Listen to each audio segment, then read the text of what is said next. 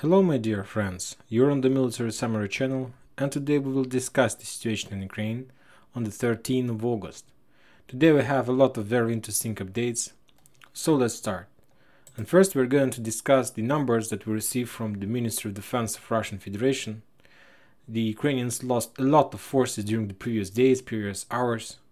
And first we're going to discuss the 10th Brigade, this one, 10th Mountain Brigade, that located near Seversk, between Seversk and Artyomovsk. Their main headquarters is located in the town by the name of Pereyezdne, this one, this small town. And as a result of Russian attack, this brigade lost something around 170 soldiers and around 12 armored vehicles.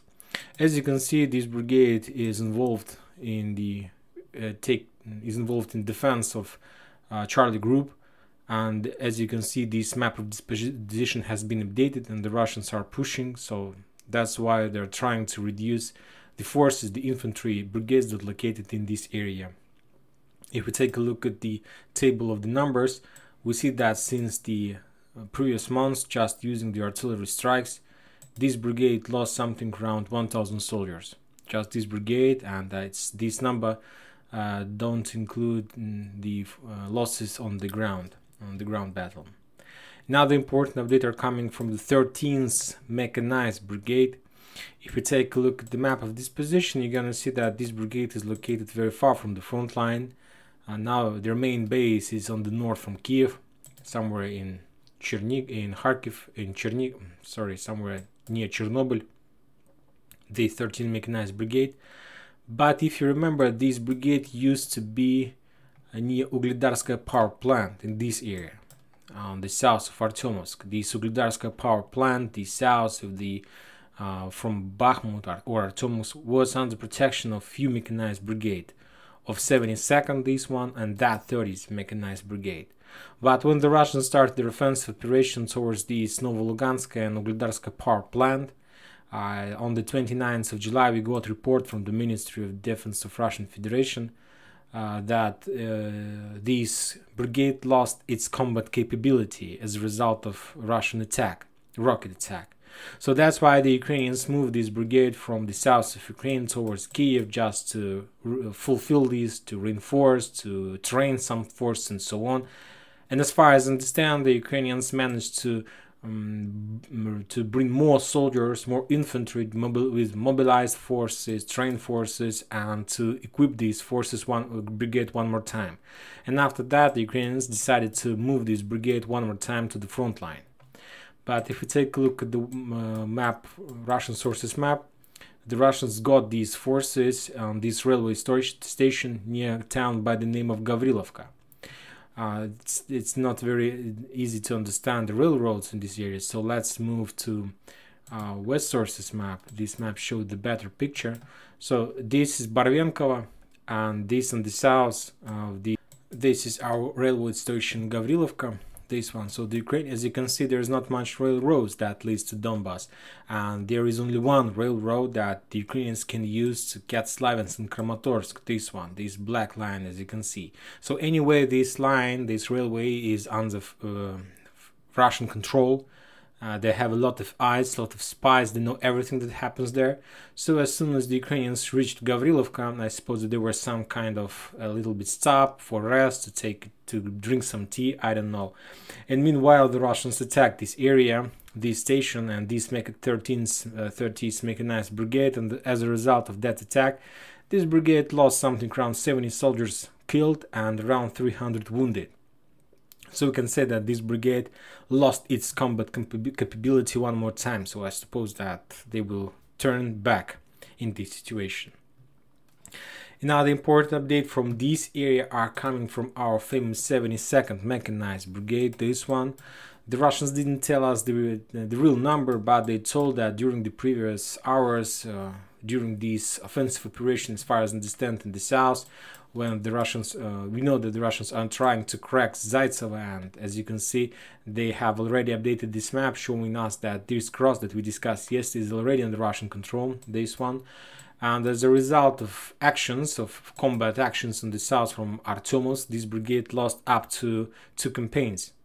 So they didn't give us the real numbers, but we need to understand that one mechanized campaign is something around 200 soldiers, 100 soldiers, sorry. So we can say that 72nd Mechanized Brigade has lost during the previous hours, days, day around up to 200 soldiers. If we take a look at the Russian sources, they mark these losses somewhere in Artyomovsk. But Artyomovsk is not under defense of the 72nd Mechanized Brigade. The 72nd Mechanized Brigade is in the south. Maybe there were some campaigns, who knows, but I suppose that the Russians were talking about the losses on the south, near Kadema, Vershina, and Zaitsevo Dacha in this area.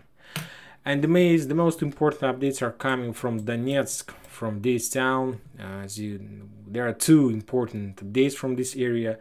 Now we will continue with the report of Ministry of Defense of Russian Federation. There is a small town in the west from Donetsk, this one, Staroterne, this one. And this is some kind of like place where the Ukrainians have some rest and some rotation, so something like this. And as far as I understand, two brigades has their rotation areas in this small town, and I'm talking about the 66th Mechanized Brigade and the National Battalion right sector. If you take a look at the map of this position, this map, by the way, has been updated. Now we see the location of 66th Mechanized Brigade. This last update is on the 11th of August, so 2 days ago. So now this brigade is here just with one reason, to reinforce this area, to reinforce our famous 56th Mechanized Brigade that lost a lot of forces during the previous days and so on. And this National Battalion, Donbass, or right sector, by the way, there are also some forces in this area. And the Russians attack this small town, Staroterne, this one, located on the west side from this small river or lake. And as a result of that attack, these two brigades lost up to 100 soldiers and up to 10 armored vehicles. And we can say that situation in this, the area of responsibility of these two brigades is Marinka. This is the as we discussed, there are 4 fortifications in this near Donetsk, the most powerful in the entire Ukraine and the entire conflict: Marinka, Krasnogorovka, Peski, and Avdiivka. These 4 towns that located from west towards the north of Donetsk. And this Marinka is under protection, defense of this 66th Mechanized Brigade and this battalion. And as you can see, these battalions, brigades has a lot of losses during the previous hours, and today we get a lot of updates from town by the name of Novomikhailivka, this one.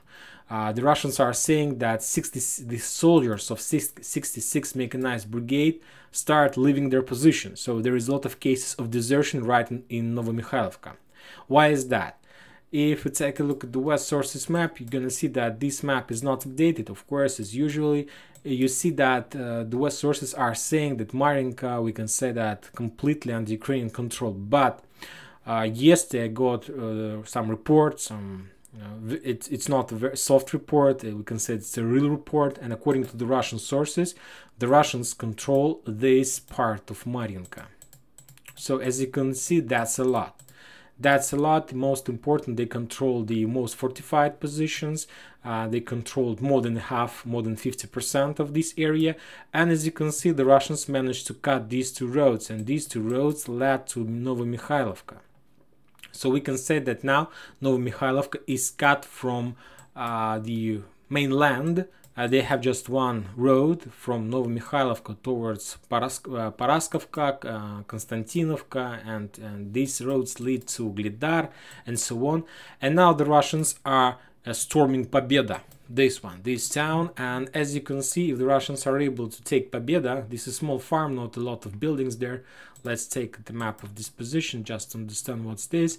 You see there are just small one farm and a small village with not a lot of buildings. Of course, this area is very fortified, and the Ukrainians use this area as the position of their artillery. From this area they are shelling and trying to mine the Donetsk. But anyway, let's return to the West Sources map. You see that there is another road, and this road leads to the Novomikhailovka as well. As you can see, this road H15. So if the Russians are able to cut this road and to take Pobeda under their control, that means that Novomikhailovka is going to appear in operational encirclement, because the supply shoulder will be very long in comparison with the how the supply shoulder used to be. And now, to get some reinforcements to Novomikhailovka, the Ukrainians will have to pass to move through all these towns, small towns, so on. So there were a lot of cases of desertion in this area, and I suppose that next week we are going to see the grand battle for the south of this Donbas Arc operation, between the area between Volodymyrovka, Blagodatna, Ugledar, Novomikhailovka and Kurakhova. So the Russians now are able to start their storm operation in Novomikhailovka and to move this town one by one, trying to crack them and move along all this area. If the Russians, of course, are able to do this, we need to understand that everything that located on the south from these towns will be collapsed automatically. So you can't control Blagodatna, Volodymyrovka or Ugledar, these towns, if the Russians control the towns on the north. The Russians are control the town area in the south. If they control the towns in the north, that means that you are encircled, and there are a lot of forces. And Ugledar is a very powerful fortified area. There are a lot of. It's a very compact place with a lot of high buildings. Let's take a look at this area. The Russians were trying to crack Ugledar since the beginning of this special operation. It's a very powerful area. And of course, this area is going to fall without a battle if the Russians are able to crack the towns to the north. And of course, the Russians are going to do this. Furthermore, if you take a look at the south, we see that Ukrainians, of course, they have possibility to supply this area, but using local roads. And as you can see, there are a lot of Russians in the south. So it's like a small cauldron. For now, there is no cauldron, of course, but Marinka has the Russian controls more than 66% of this town. They controls the most important road, the most important supply roads. So I suppose that this area is going to fall very soon. And now let's talk about one of the most important updates for today, about the Peski. Today we got this information about the Peski even not from the forces on the ground, not from some military specialists or so on. We got this information from the Ministry of Defense of Russian Federation. Today they told that the Peski has fallen completely. It was this information was included in the Russian report. As you can see, there is a small icon in this area saying that the Peski has fallen. The gray zone has been moved to the west and to the north. Now this gray line shows that the area between a red color, green border, and this area is in the gray zone, but it's just like procedure of Russian sources map. They update this map like in few steps. They're not showing like today this area was under the Russians, not tomorrow under the Ukrainians, as the West source map are doing. The Russians update the map step by step. First they're showing the gray zone, then they're showing and only after that they're showing that this area is under someone's control. So as you can see, the Peski has fallen, and this situation is very bad for the Ukrainians because the most fortified position has fallen, and now it's some kind of it's like Popasna, like as we discussed, the bloom of Popasna flower and so on. It's the same situation. First, let's update Peski for better understanding of the situation. This is the current situation on this front line. Furthermore, the Russians are storming Nivolskaya. They are storming this town. We got report from the Russian sources about this. Now the Russians are able, and they are trying to, and they have already established control over the suburbs of Pervomayska, and they're pushing towards this direction. Furthermore, now the Russians are preparing, and maybe they have already started, and if you take a look at this map, you're going to see some rocket icons. That means that the Russians has already started the artillery preparation, and now they can move towards Vodyanae. And from this area, they also are able to develop their offensive operation towards Krasnogorovka. So the Russians have a lot of options, and I'm sure that they're going to use every single option they have in this area. And I suppose that the battle for Avdiivka has started. It's not the grand battle inside of Avdiivka, but this is the battle of encirclement of Avdiivka, and encirclement of the Ugledar has started, and we are going to see more and more progress in this area, because today we got also a report from Peski, there is an icon on this area, that the Russians took this town, or DPR forces, and there were a lot of prisoners of war, a lot of Ukrainians surrendered, and the Russians started some investigation, and as a result of that investigation they understood that they're just mobilized forces. The Ukrainians decided to move trained professional Ukrainian forces from the area on the north of Donetsk. Maybe it's some kind of period of rotation, who knows, maybe it is, but anyway, they moved their professional forces, and they put just mobilized forces who just passed trainings on these positions. And as you can see, the result of this rotation, you can see right in front of your eyes.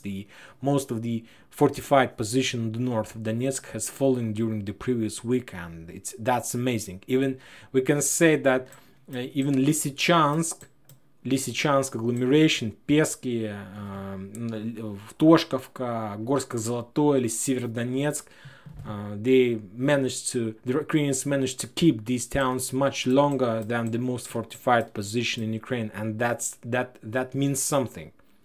And the most important thing that we can understand from this situation is that Ukrainians have no artillery at all. Or if they have artillery, the only way they are using this artillery just using distant mining method to mine Donetsk with the petrol mines. This is the only thing they can do. And of course, it's a big tragedy. And that's it for today. Military Summary channel remind you that we condemn any violence in Ukraine. Thank you for watching. Subscribe to my channel, put your likes, join my Patreon, and have a good weekend. Thank you. Bye bye.